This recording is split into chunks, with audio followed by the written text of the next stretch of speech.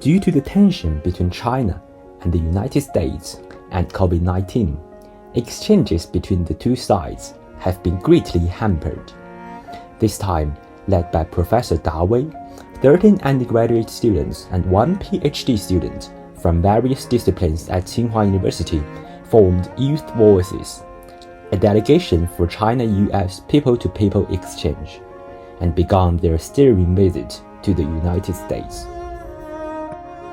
Understanding the history and reality of China-US cultural exchange is essential for understanding American history, politics, and society, as well as a more accurate grasp of the challenges facing China-US relations. This is the story that spans across generations, tracing back to 1872, when the Qing government dispatched a total of 120 young children to study in the United States.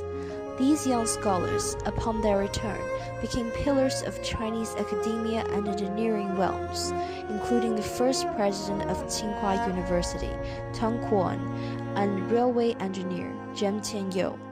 In Hartford, we were lucky to meet The Journey, Chinese Boys in America, a commemorative exhibition organized by the Connecticut Cultural and Historical Museum on the 150th anniversary of the Chinese Boys Study in America.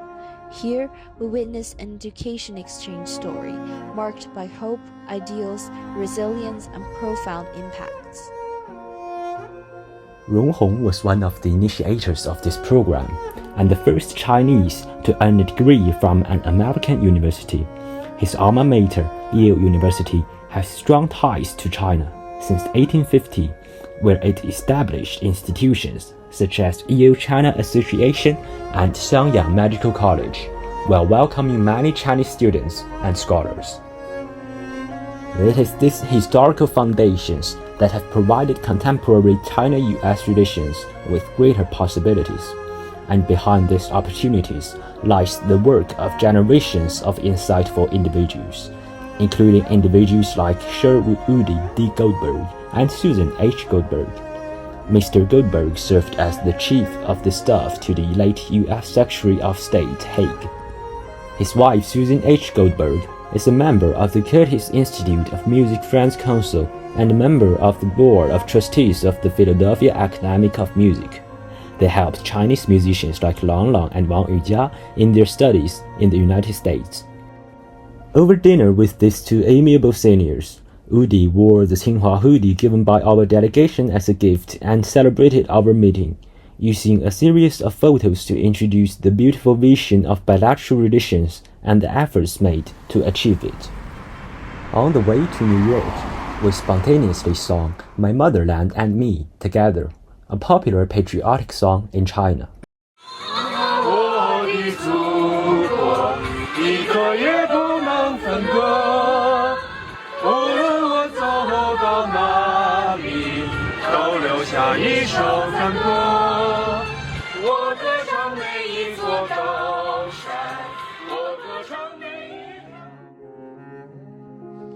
During this trip, we visited 7 cities along the east coast of US, as well as 6 top universities, including Harvard and Yale. We engaged in in-depth conversations and exchanges with 10 think tanks such as Carnegie Endowment for International Peace and the Brookings Institution, as well as Chinese Embassy in the United States, the State Department, and the Connecticut State Legislature. Our discussions covered a wide range of fields, including China-US relations, technological cooperation, economic and trade investment, and global challenges. We examined the China-US relationship from various perspectives, including government officials, scholars, and media. Simultaneously, we not only participated in these activities, but also undertook the mission of promoting the voice of China, showcasing the views of the youth. At the end of each day, we engaged in conversations and reflections with teachers and fellow students at the hotel. Numerous scholars and professors highly praised the people-to-people exchanges initiatives, fully recognizing significance of the mission undertaken by our team. Understanding culture and history is key to truly understanding a country.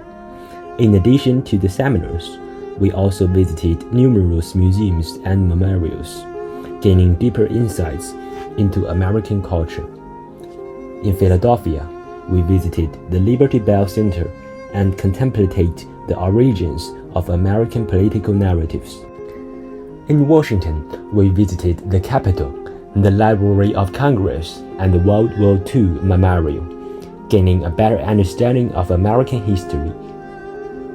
Wandering in Manhattan, we experienced its cultural diversity, and in New York, we observed the disparities in wealth and security behind modernity.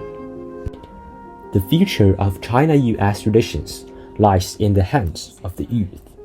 Interactions between young people serve as a strong engine for communication between Chinese and American people.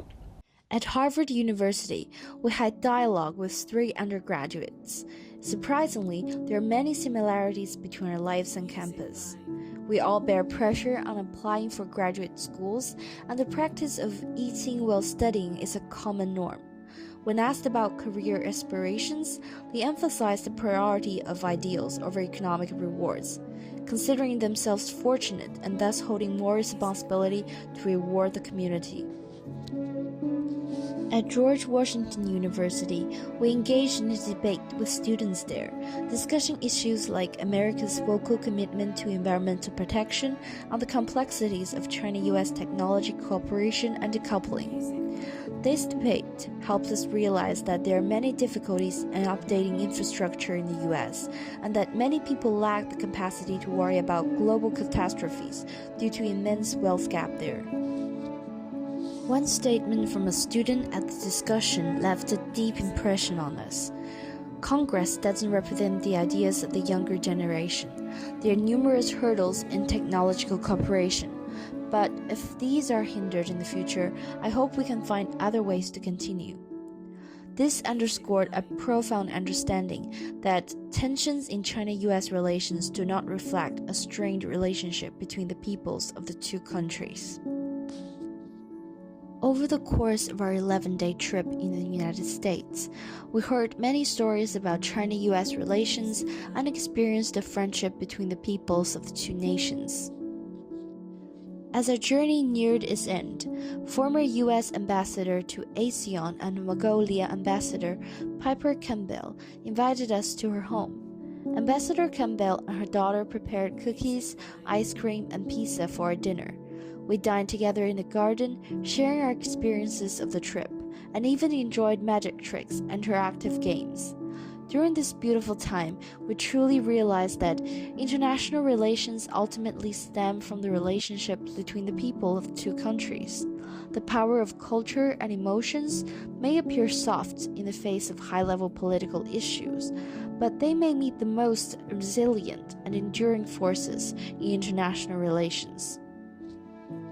I believe that this is the true significance of our trip. Through cultural exchange, we conveyed the story of China, built friendships between the people of the 2 countries, and contribute our small efforts to improving China-US relations and the sustainable development of the world.